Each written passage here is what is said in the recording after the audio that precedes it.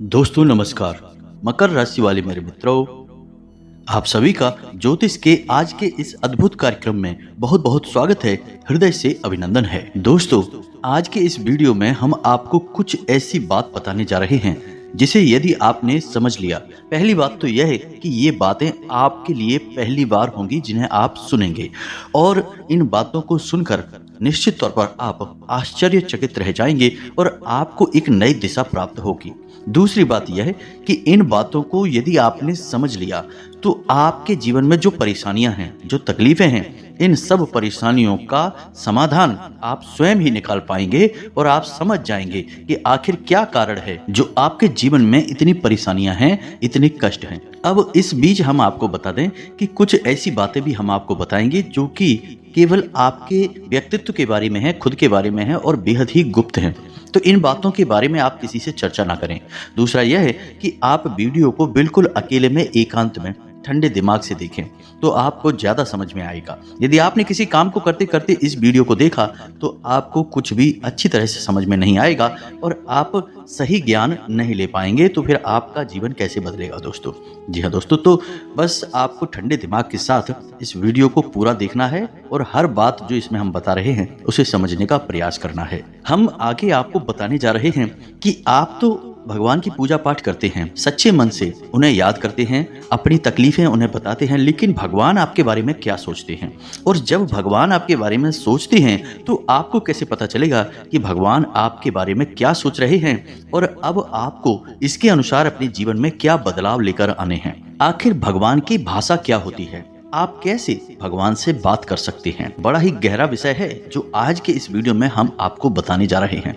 यदि आपने आज के इस वीडियो को नहीं देखा तो यकीन मानिए कि आप एक बेहद ही महत्वपूर्ण जानकारी से वंचित रह जाएंगे। जी हाँ दोस्तों, आपके जीवन में जो आज की स्थिति बन रही है, इस स्थिति में भगवान आपके बारे में कुछ विशेष सोच कर बैठे हैं। कुछ खास बड़ी घटनाएं आपके जीवन में घटित होने वाली हैं, लेकिन यदि आपने भगवान के द्वारा दिए जाने वाले संकेतों को नहीं समझा, भगवान की भाषा को नहीं समझा, तो आप निश्चित तौर पर वही गलतियां करते रहेंगे जो आप लगातार करते चले आ रहे हैं। फिर निश्चित तौर पर आप ना तो अपने जीवन में कामयाबी हासिल कर पाएंगे और ना ही भगवान की कृपा आपको प्राप्त हो पाएगी। तो बस ठंडे दिमाग से आपको वीडियो पूरा देखना है और हर एक बात जो हम बता रहे हैं उसे समझने का प्रयास करना है।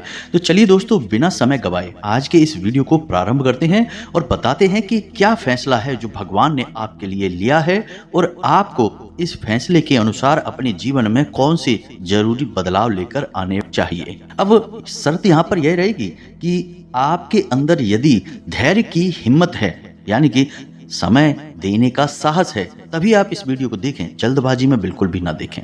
तो चलिए आज के इस वीडियो को प्रारंभ करते हैं, लेकिन इससे पहले आपसे एक निवेदन है कि कमेंट में पूरे भक्ति भाव के साथ, सच्ची श्रद्धा के साथ जय मां भद्रकाली कृपा करो 3 बार अवश्य लिखना दोस्तों। एक बार से काम नहीं बनता है। हमारे धर्म शास्त्रों में 3 का विशेष महत्व होता है दोस्तों। जैसे कि इस सृष्टि के निर्माण में त्रिदेव का महत्वपूर्ण योगदान रहता है। समय के भी 3 काल होते हैं, दिन के भी 3 पहर होते हैं और भगवान भोलेनाथ के हाथ में जो त्रिशूल है उसके भी 3 शूल होते हैं। तो 3 का बहुत अधिक महत्व है दोस्तों, धार्मिक महत्व है। इसी वजह से हम हर वीडियो में आपसे कहते हैं कि आपको एक बार नहीं 3 बार लिखना है, जय मां भद्रकाली कृपा करो। आप यकीन मानिए कि आप सच्चे भाव से यदि इस क्रिया को करते हैं तो यही आपकी पूजा बन जाएगी, आराधना बन जाएगी और मां भद्रकाली आपके हर एक कष्ट को हर लेंगी और आपके जीवन में कृपा और आशीर्वाद भेज देंगी। तो सबसे पहले आप इस कार्य को करें। उसके बाद एक और छोटा सा निवेदन है आपसे कि यदि आप चैनल पर पहली बार आए हैं तो चैनल को सब्सक्राइब करके बगल में जो घंटी का निशान है उसे अवश्य दबा दें दोस्तों। इससे हमारा बहुत अधिक मनोबल बढ़ेगा और हम दुगनी मेहनत से आपके लिए ऐसे ही सूक्ष्म और ज्ञानवर्धक वीडियो लेकर आते रहेंगे। जी हाँ दोस्तों, तो चलिए सब्सक्राइब कर दीजिए, फिर आगे बढ़ते हैं। जी हाँ दोस्तों, तो चलिए शुरू करते हैं। दोस्तों, एक बात जो हम आपको बता दें, और यह थोड़ी सी कड़वी बात हो सकती है, शायद सुनकर आपको अच्छा न लगे, झटका लगे। सबसे पहले हम आपको बता दें कि आपकी राशि के जातकों के जीवन में जो परेशानियां होती हैं, जो भी कष्ट होते हैं, उन परेशानियां, उन कष्ट के लिए सबसे अधिक जिम्मेदार आप स्वयं ही होते हैं। आपको लगता ऐसा है कि कोई बाहर का इंसान कोई अपना ही या कोई पराया इंसान आपको किसी न किसी बात से परेशान कर रहा है, या आपके जीवन में परेशानियां चल रही हैं, उतार चढ़ाव चल रहे हैं। हाँ, थोड़ा बहुत दूसरों के द्वारा निर्मित की गई परेशानियां और कष्ट होते हैं, लेकिन कई ऐसी समस्याएं हैं, कई ऐसी परेशानियां हैं जिन्हें आप स्वयं ही न्योता दे देते हैं, अपने जीवन में आमंत्रण दे देते हैं और आप अनजाने में ऐसा करते हैं दोस्तों। आपको अपने व्यवहार पर नियंत्रण नहीं रहता है, इस वजह से आपको ऐसी परिस्थितियों का सामना करना पड़ता है। तो अब इस बात को सुनकर आपको शायद ऐसा मन में प्रश्न उठेगा कि आप भला अपने आप को परेशान क्यों करेंगे। आपके मन में ऐसी बात आ सकती है कि भाई आप अपने आप को परेशानी में क्यों डालेंगे, ऐसा कोई जानबूझकर करता है क्या। लेकिन दोस्तों, हम आपको बता दें कि आप ऐसा निश्चित तौर पर करते हैं। जी हाँ दोस्तों, आपकी स्वभाव में कुछ बहुत बड़ी खामियां हैं, कुछ बहुत बड़ी परेशानियां हैं, जिनको लेकर आप हमेशा परेशान रहते हैं, विचलित रहते हैं। जी हाँ दोस्तों, तो कौन सी हैं वो परेशानियां, आप ध्यान से सुनिए। सबसे पहली परेशानी कि आप भले और बुरे लोगों के बीच कभी भी फर्क पता नहीं लगा पाते हैं। आप एक भावुक इंसान हैं, यह छोटी बात नहीं है, बहुत बड़ी बात है, और इसी की वजह से आप असल में हर रिश्ते नाते में फंस जाते हैं। आपका दुरुपयोग होता है। आप जिसको अपना हमदर्द मानते हैं, आप सच्चे दिल से जिससे प्रेम करने लगते हैं, आपको पता चलता है कि अरे यह तो बहुत बड़ा धोखेबाज निकला। समय आने पर इसने आपका बिल्कुल भी साथ नहीं दिया और इसने तो आपको बहुत बड़ी मुसीबत में डाल दिया।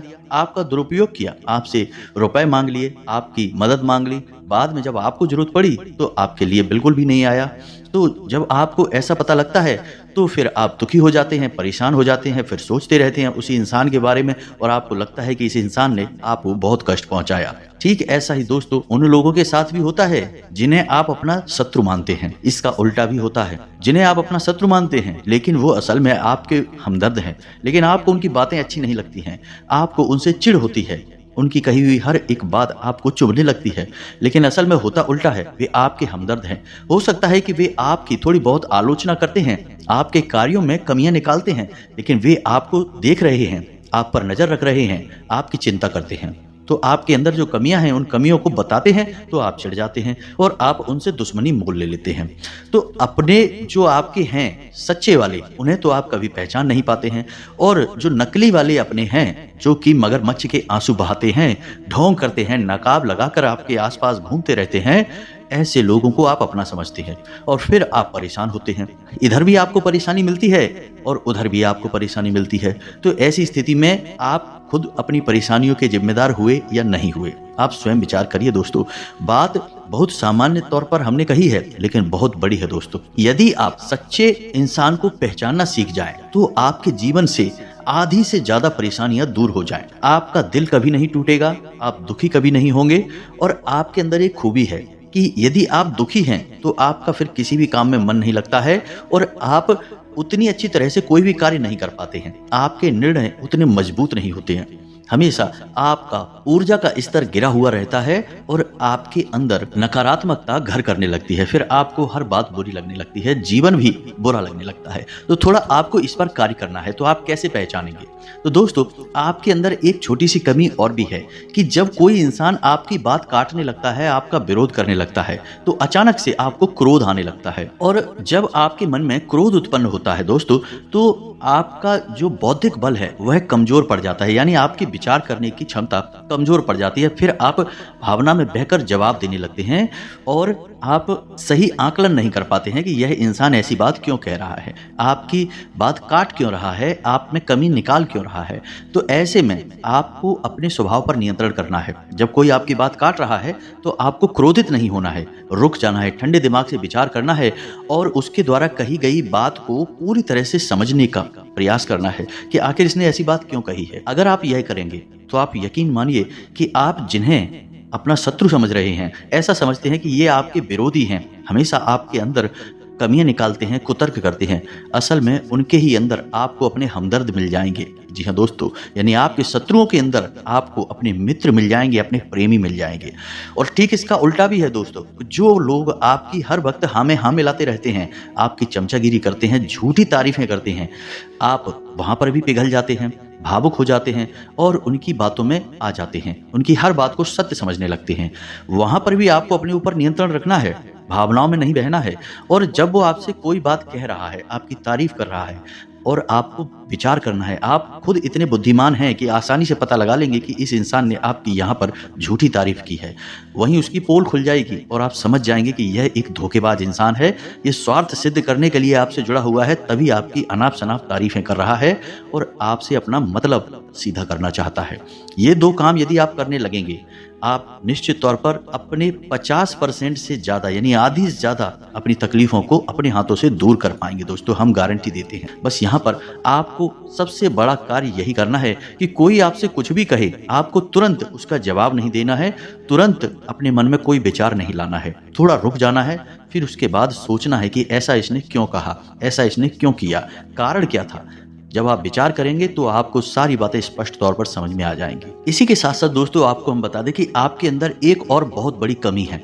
इस कमी को आपको बताना बहुत आवश्यक है, और वह कमी यह है कि आप आलसी हो जाते हैं। वैसे तो आप बहुत मेहनती हैं, लगन के साथ काम करते हैं, और जब आप काम करने पर उतारू हो जाते हैं तो आपसे बेहतर कोई कार्य कर ही नहीं सकता है। आपकी कार्य क्षमता बहुत ही अद्वितीय है, ये बात आप यकीन कर लीजिए दोस्तों। लेकिन अच्छाई के साथ हमेशा बुराई भी होती है।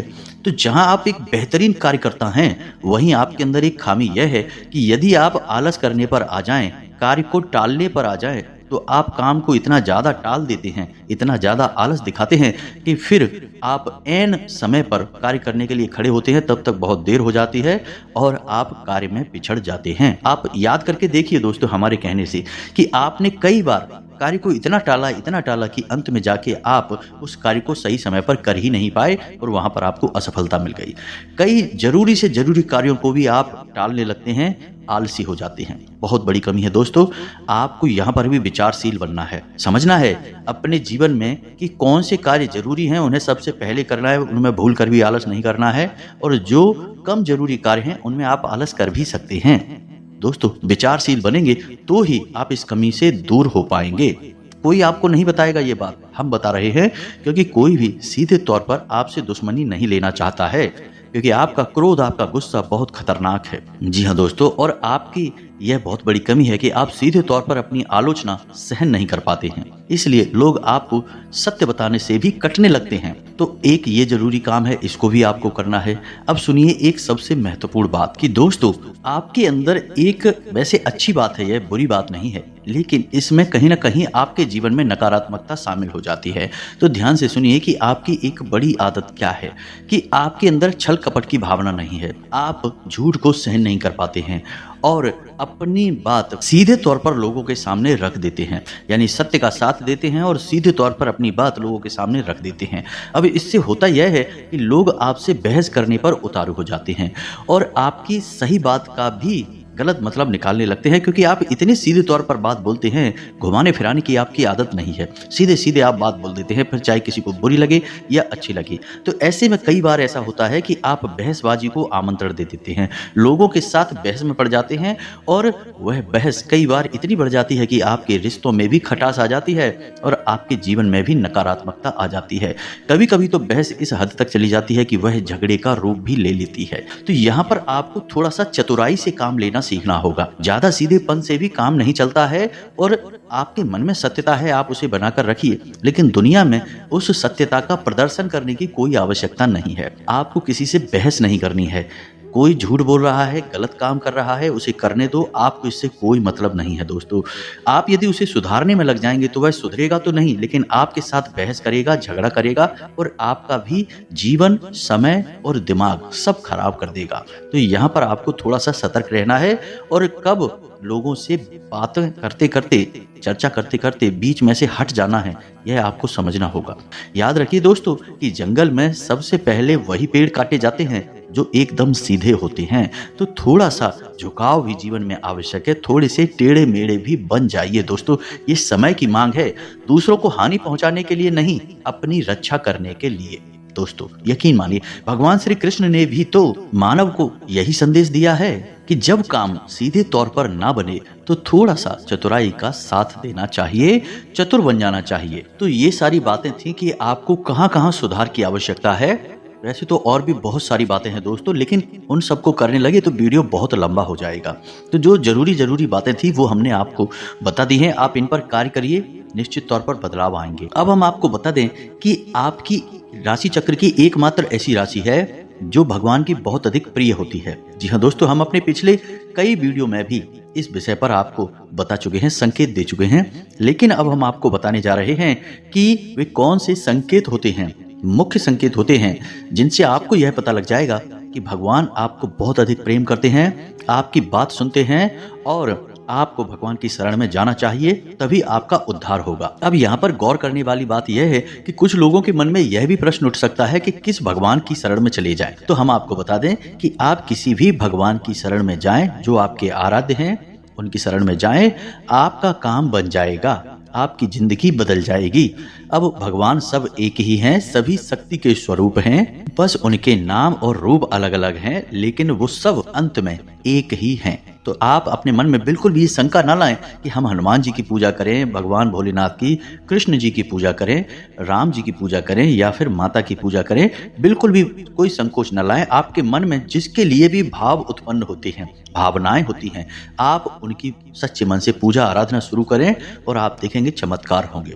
जी हाँ दोस्तों, तो आप ध्यान से सुनिए कि आपके शरीर में कौन से वो जगह हैं जहां से आपको ये संकेत मिलेंगे कि भगवान आपको बहुत अधिक पसंद करते हैं, आप उनके बहुत प्रिय हैं और वो आपको बुला रहे हैं, आपकी जिंदगी बदलना चाहते हैं। तो दोस्तों, आपके शरीर से जुड़ी 5 ऐसी जगह हैं जहां से भगवान आपको तरह तरह के संकेत देते हैं। जी हाँ दोस्तों, तो ध्यान से सुनिए। सबसे पहले आपकी कमर के निचले हिस्से में आपको दर्द रहना शुरू हो जाएगा। यदि आपको दर्द होता है तो आप समझिए कि भगवान की सकारात्मक ऊर्जा आपके अंदर प्रवेश करना चाहती है या कर चुकी है।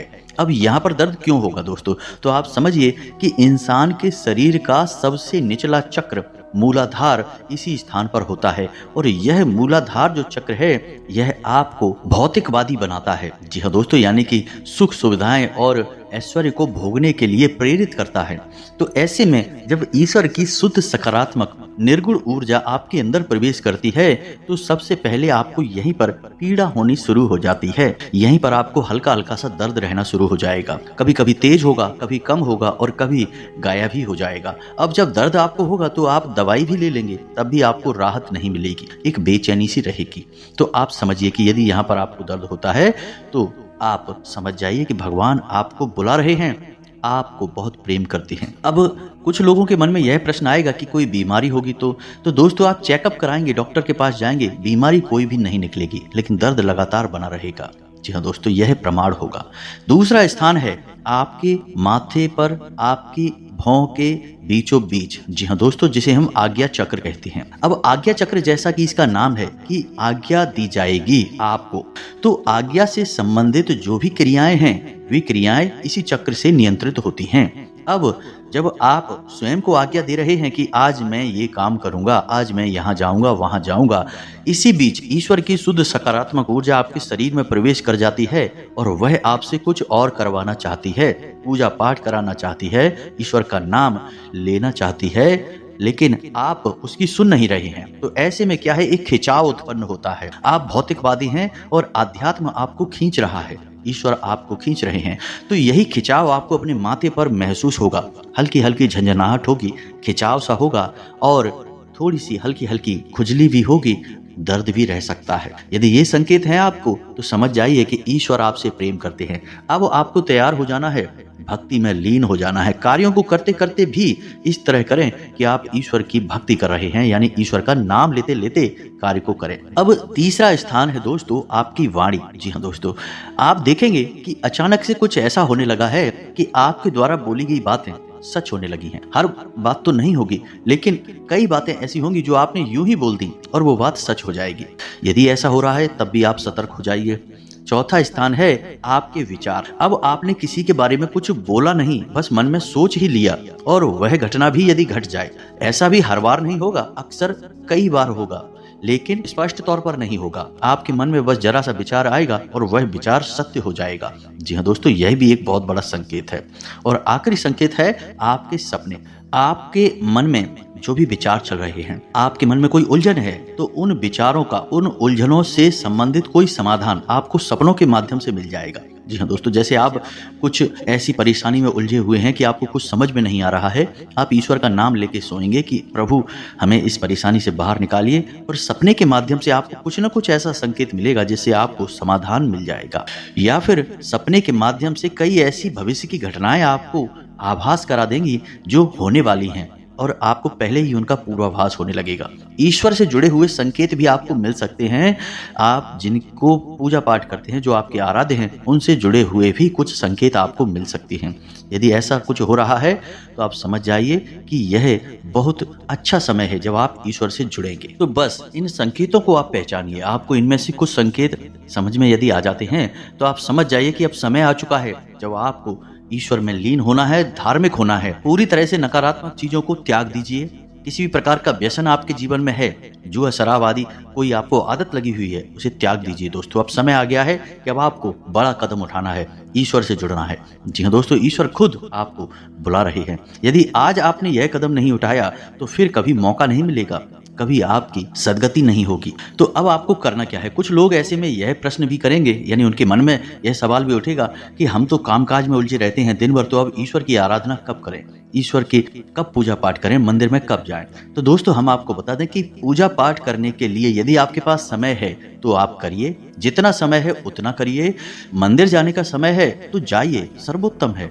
इधर उधर बैठकर समय खराब करने से बेहतर है कि भगवान की शरण में जाइए, मंदिर जाइए और वहां पर भगवान की शरण में बैठिए। आपका मन बहुत सुंदर हो जाएगा। दूसरा कि यदि आपके पास समय नहीं है, कि आप नहीं जा पा रहे मंदिर, पूजा पाठ भी नहीं कर पा रहे हैं, तो कोई बात नहीं है दोस्तों, कर्म ही पूजा है, हमारे शास्त्रों में लिखा हुआ है।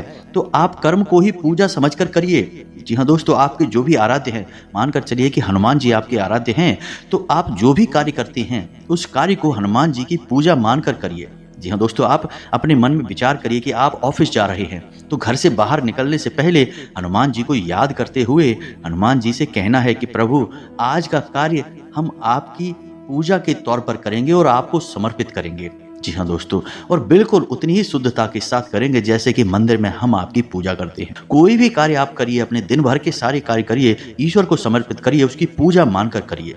इसीलिए तो कहा गया है कर्म ही पूजा है। तो आप कर्म करिए। जब साधारण कार्य को यानी दैनिक क्रियाओं को भी ईश्वर को समर्पित करने के बाद किया जाता है तो वे कर्म बन जाते हैं। और क्रिया में और कर्म में फर्क यह है दोस्तों कि क्रिया केवल जीवन को चलाने के काम आती है और कर्म हमारी आत्मा को भी उच्च स्तर पर ले जाते हैं, हमें मुक्ति के द्वार तक ले जाते हैं, ईश्वर के और नजदीक ले जाते हैं। जी हाँ दोस्तों, तो यदि आप दैनिक क्रियाओं को भी ईश्वर को साक्षी मानकर करने लगेंगे तो वे दैनिक क्रियाएं साधारण क्रियाएं नहीं होंगी, वे कर्म बन जाएंगे जो आपकी आत्मा को उच्च स्तर तक ले जाएंगे।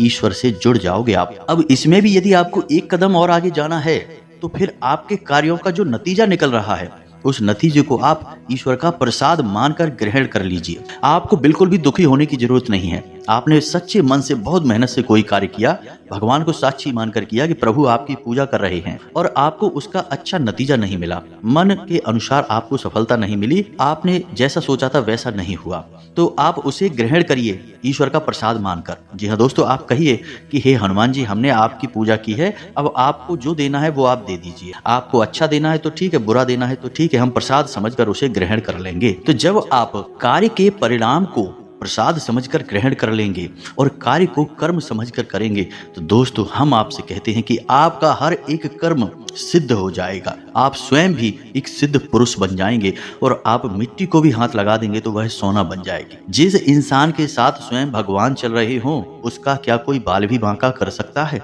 क्या उसे कामयाबी हासिल करने से कोई रोक सकता है? पांडवों के साथ भगवान श्री कृष्ण थे तो कौरवों की इतनी विशालतम सेना भी पांडवों का बाल भी बांका नहीं कर पाई। सभी कौरवों ने मिलकर हर प्रकार का षड्यंत्र किया लेकिन पांडवों का कुछ भी बिगाड़ नहीं पाए क्योंकि उनके साथ भगवान श्री कृष्ण थे। जी हाँ दोस्तों, तो आपके साथ भी भगवान रहेंगे। बस हमने आपको जैसा कहा है वैसा आप करिए और आप चमत्कार देखिए। कुछ ही दिनों में आप हमें कमेंट करके बताना कि आपके जीवन में कैसे कैसे बदलाव आए हैं। एक बात और जाते जाते हम आपसे कहना चाहेंगे दोस्तों कि भगवान आपके अंदर क्या देखना चाहते हैं, आपने क्या कपड़े पहने हैं, आप कैसे इंसान हैं, आपकी जेब में कितना रुपया पैसा है, इससे भगवान को कोई मतलब नहीं है। भगवान त्रिकालदर्शी हैं, अंतर्यामी हैं। वो आपके अंदर झांक सकते हैं और आपके मन में क्या भावनाएं चल रही हैं, बस उन्हीं से भगवान को मतलब है। यानी आपके भाव से, आपकी भावना से भगवान को मतलब है। तो जैसे ही आपके भाव बदलेंगे, भावनाएं बदलेंगी, आपका भगवान से जुड़ाव और मजबूत हो जाएगा। तो उम्मीद है कि हमने जो जानकारी आपको दी है, आपको यह जानकारी अच्छी लगी है, पूरी तरह से समझ में आ चुकी है, और इस जानकारी का कैसे प्रयोग करना है, अपने जीवन को कैसे बदलना है, यह भी आप अच्छी तरह से समझ चुके हैं। फिर भी यदि कोई प्रश्न आपके मन में उठता है तो आप कमेंट करके पूछिए, हम आपके प्रश्नों के जवाब देने की पूरी कोशिश करेंगे। इसी के साथ साथ आज की इस वीडियो में विराम देते हैं। कमेंट में पूरे भक्ति भाव के साथ जय मां भद्रकाली अवश्य लिखें। याद रखें, भाव का ही मूल्य है, माता खिंची चली आएंगे आपके पास। तो बस सच्चे भाव के साथ लिखें, जय मां भद्रकाली कृपा करो। साथ ही साथ यदि वीडियो अच्छा लगा हो तो एक प्यारा सा लाइक भी अवश्य करें। मिलते हैं अगले ज्ञानवर्धक वीडियो में, तब तक के लिए धन्यवाद। जय माता की।